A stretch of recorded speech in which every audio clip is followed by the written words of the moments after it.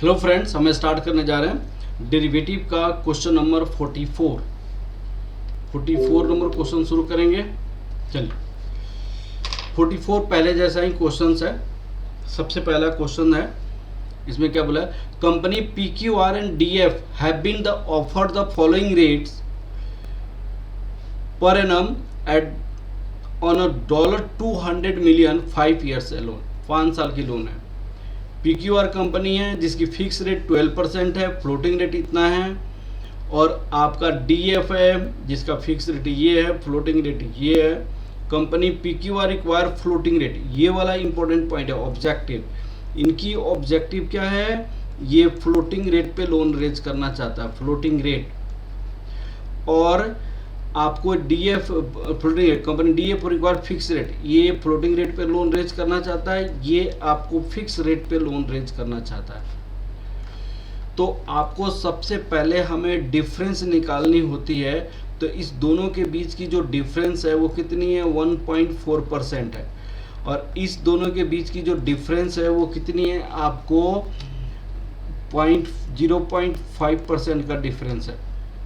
अब देखिएगा, यहाँ पे इंटरेस्ट की पॉइंट ऑफ व्यू से देखा जाए तो आपका कंपनी PQR स्ट्रॉन्गर कंपनी है, कंपनी PQR स्ट्रॉन्गर कंपनी है, ठीक है ना।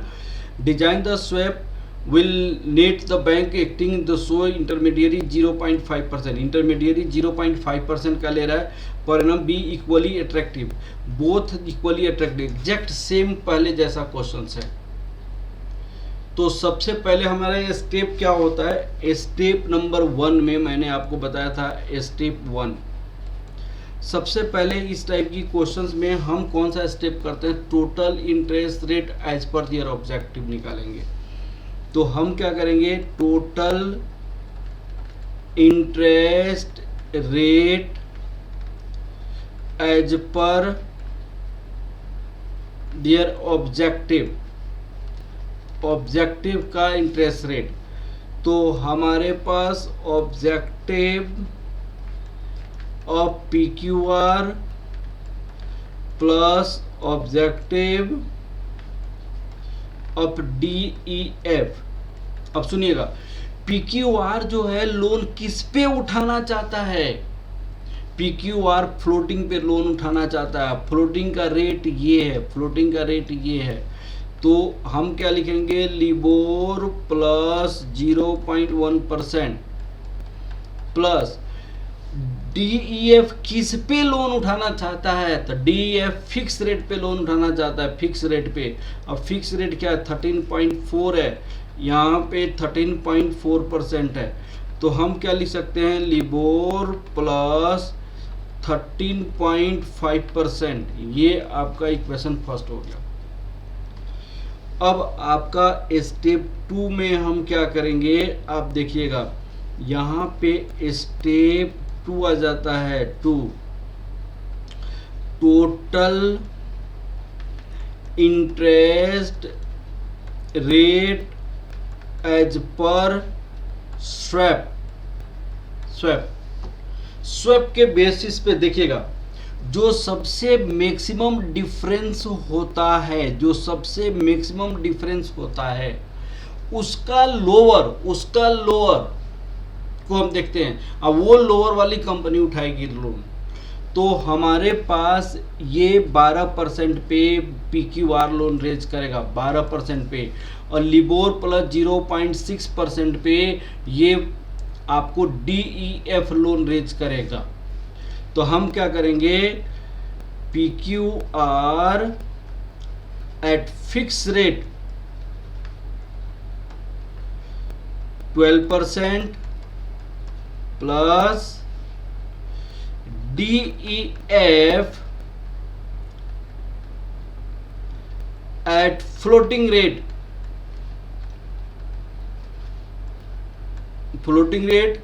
LIBOR plus 0.6%। अल्टीमेट ये कितना हो जाएगा, लिखिएगा LIBOR plus 12.6%, 12.6%। Gain due to swap कितना हो जाएगा, ये आप सेकंड मान लीजिए, गेन ड्यू टू स्वैप कितना हो जाएगा, हर एक क्वेश्चन में ऐसे ही करेंगे बेटा, ये दो स्टेप तो निकालते ही हैं। Gain due to swap, due to swap, swap के कारण gain, first minus second, LIBOR ये और ये कैंसिल हो जाएगा, तो दिस माइनस दिस आपको 0, और ये माइनस दिस आप करेंगे LIBOR plus 13.5% minus LIBOR minus 12.6%, ultimate ये कितना हो जाएगा 0.9% हो जाएगा, 0.9%।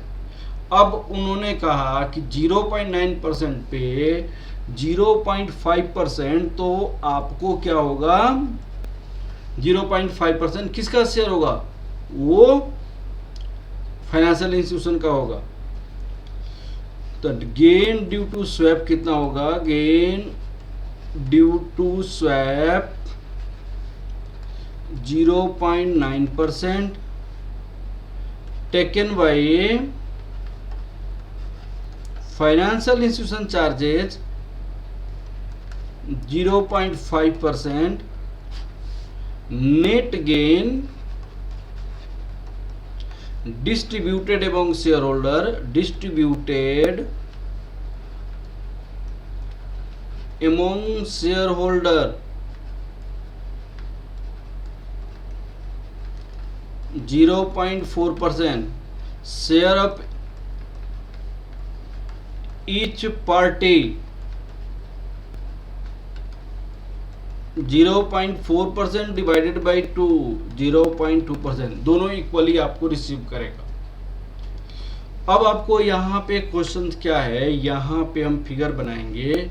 अब देखिएगा यहाँ पे फाइनेंशियल इंस्टीट्यूशन होगा, यहाँ पे PQR होगा,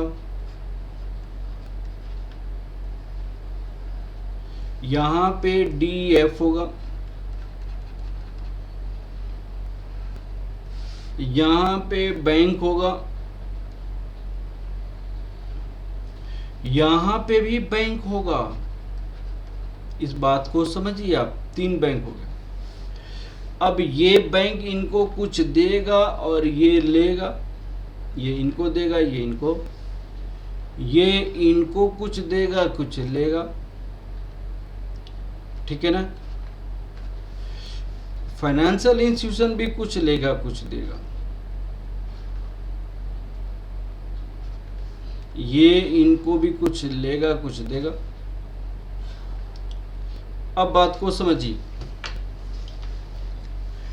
PQR बैंक से लोन रेज किया था, यहां पे $200 मिलियन, कितना था क्वेश्चन, 200 मिलियन, ये लोन रेज किया था 200 मिलियन, और ये इंटरेस्ट पेमेंट किया था। तो PQR किस पे लोन उठाया था, PQR एट फिक्स रेट 12%, तो ये आपको ये 12% इनको दिया होगा। ये इनको $200 मिलियन बैंक ने इनको दिया। ये DF लोन रेज किया था, DEF लोन रेज किया था। तो DEF किस पे लोन रेज किया था, DF फ्लोटिंग रेट पे लोन रेज किया था, लिबोर प्लस 0.6, तो ये इनको दिया होगा लिबोर प्लस 0.6%। अब फाइनेंशियल इंस्टीट्यूशन ने कहा कि भाई साहब आपने जो 12% दिया वो 12% मैं आपको दे देता हूं, क्योंकि आपकी ऑब्जेक्टिव 12% पे लोन उठाने का नहीं था। आपकी ऑब्जेक्टिव 12% पे लोन उठाने का नहीं था। आपकी ऑब्जेक्टिव क्या थी, आप जो PQR किस पे उठाना चाहता था, PQR फ्लोटिंग रेट पे लोन उठाना चाहता था, फ्लोटिंग रेट पे। तो आप फ्लोटिंग रेट कितना % देना चाहते थे, लिबोर प्लस 0.1, तो आप क्या कीजिए, आप उतना ही दीजिए, लिबोर प्लस 0.1। लेकिन गेन भी हुआ है 0.2% का। आप मुझे वो गेन को माइनस कर दीजिए, तो आप कितना दीजिए, लिबोर माइनस 0.1% इनकी कॉस्ट हो जाएगी PQR का। बैंक इनको देगा, इनको फाइनेंशियल इंस्टीट्यूशन को कितना देगा, ये फाइनेंशियल इंस्टीट्यूशन DF को देगा, DF को ये देगा, तो कितना देगा, लिबोर प्लस 0.6%, क्योंकि DF बोलेगा मेरा फ्लोटिंग इंटरेस्ट रेट पे लोन उठाने का नहीं है, मैं फिक्स चाहता था, ये जो लोन आपने उठाया है ठीक है मैं बैंक को दे रहा हूं, तो फाइनेंशियल इंस्टीट्यूशन इनको देगा, और ये कितना देंगे फाइनेंशियल इंस्टीट्यूशन को, तो DF का ऑब्जेक्टिव क्या था, उस ऑब्जेक्टिव को देखेंगे। DF का ऑब्जेक्टिव फिक्स था, और फिक्स कितना था इनके पास, 13.4% था, तो आपको फाइनेंशियल इंस्टीट्यूशन कहेगा आप तो 13.4% पे देने के लिए तैयार थे, 2% आपको फायदा हो गया स्वैप के कारण, आप मुझे कितना दे दीजिए, 13.2% दे दीजिए। ठीक है, अब देखिए फाइनेंशियल इंस्टीट्यूशन रिसीव्ड कितना मिला, सुनिएगा, PQR हैज गिवन कितनी, LIBOR minus 0.1%, DEF has given 13.2%, तो टोटल कितना हो गया, LIBOR plus 13.1%, financial institution paid PQR को कितना दिया, टू PQR को कितना दिया फाइनेंशियल इंस्टीट्यूशन, 12%, टू DEF को कितना दिया financial institution, LIBOR plus 0.6%, total कितना दिया, LIBOR plus 12.6%, gain of financial institution कितना हो गया, gain of financial institution, financial इसको माइनस करोगे तो 0.5% हो जाएगा, 0.5%, ये फाइनेंशियल इंस्टीट्यूशन का गेन हुआ। अब PQR कितना दिया, PQR की कॉस्ट पड़ी, ये PQR की कॉस्ट पड़ी लिबोर माइनस 0.1, DF की कॉस्ट स्वैप पे कितना होगा, 13.2%, 13.2%, cost of PQR, cost of loan PQR after swap, LIBOR plus LIBOR minus 0.1%, cost of loan DEF after swap कितना पड़ा, 13.2%। तो उनकी ऑब्जेक्टिव हुआ, ऑब्जेक्टिव के अनुसार, ऑब्जेक्टिव के साथ साथ उनकी इंटरेस्ट रेट भी यहाँ पे कम हो गया। ठीक है ना बेटा, तो ये स्वैप का फायदा होता है। अब आपको मैं आगे की ओर बढ़ता हूँ, ये क्वेश्चन था, गेन हो गया, तो ये 13.2% इनका पड़ गया, और ये आपको PQR का पड़ गया। ये लैंग्वेज में लिखा हुआ है, मैंने आपको वहां पे बनाया, उस तरह बनाइए। ठीक है ना बेटा, चलिए अब आपको फॉरवर्ड रेट एग्रीमेंट होता है। मान लिया जाए फॉरवर्ड रेट एग्रीमेंट क्या होता है, उसको समझने की कोशिश कीजिएगा। Forward rate agreement, FRA, forward rate agreement, forward rate agreement FRA। तो FRA में होता क्या है, मान लो कि यहाँ पे इंटरेस्ट रेट 0 पीरियड है, 1 ईयर है, यहाँ पे 6 मंथ है, यहाँ पे 9 मंथ है। तो अगर मान लिया जाए कि आपने आज से 6 मंथ के बाद 6 मंथ और ये 9 months, after 6 month you are going to take loan for the 3 month, तो हम क्या लिखेंगे, FRA 6 into 9। आपको आज से 6 महीने के बाद आपका इंटरेस्ट रेट इंक्रीज करने वाला है। आपसे 6 महीने के बाद आपका इंटरेस्ट रेट इंक्रीज करने वाला है, आपको लोन भी लेना है।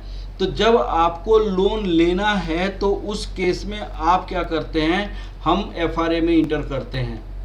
मान लीजिए आपने लोन 10% पे FRA लिया है, तो 12% आपका इंटरेस्ट रेट मार्केट में चल रहा है, तो आपको 2% जो FRA सेल किया है तो उसको वो पे करेगा। अगर 8% मार्केट पे इंटरेस्ट रेट पे किया है तो आपको 2% पे करेगा। आप 2% पे करेंगे, अल्टीमेट आपका कॉस्ट कितना हो जाएगा, 6-10% ही लगेगा। तो ये आपको इंटरेस्ट की मैंने डेविएशन को आपको रोकता है, इंटरेस्ट की डेविएशन से फायदा कमाता है। ठीक है ना बेटा। अब आप आगे की ओर क्वेश्चन देखते हैं। आप यहां पे क्या, consider that a bank sell 3 into 6 FRA this. एक बैंक ने आपको सेल किया 0 पीरियड आज से 3 महीने के लिए, अगले 3 महीने के लिए। इसका मतलब ये आपको 6 महीना का होगा। यहां से FRA कितना में सेल किया, 5.5% पे। कितने पैसे का, तो इतने पैसे का। मार्केट में रेट आपको 2 हो रही है, एक तो ये है 478%। इसका मतलब हुआ 8 into 4 plus 7 divided by 8, तो कितना हो जाएगा, 8 into 4 plus 7 divide 8, तो ये हो जाएगा 4.875%। यहाँ पे हो जाएगा 4.875%। और फिर मार्केट में रेट एक दूसरा बोला है, ये 6/8, तो ये कितना हो जाएगा, 6 into 8 plus 1 divided by 8, तो आपको 6 into 8 plus 1 divide 8, 6.125%, 6.125%। अगर मार्केट में रेट 6.125% है तब क्या होगा, तो इसका मतलब जो आपका सेटलमेंट डे जो होता है, इस पे जो इंटरेस्ट का डिफरेंस होता है FRA से, जो सेटलमेंट डे होता है उससे इंटरेस्ट का जो डिफरेंस होता है, पार्टी को आपको सेटल करना होता है।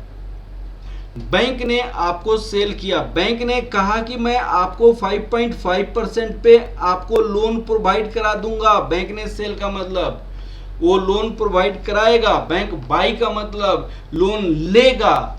मैं FRA बाई किया तो मैं लोन लूंगा कितने पे, आपको 5.5% पे।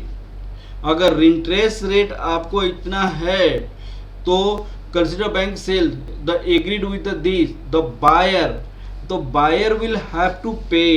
तो if interest rate, ये मान लो केस A है या केस B है, if interest rate is 4.875% at settlement day, तो buyer will have to pay,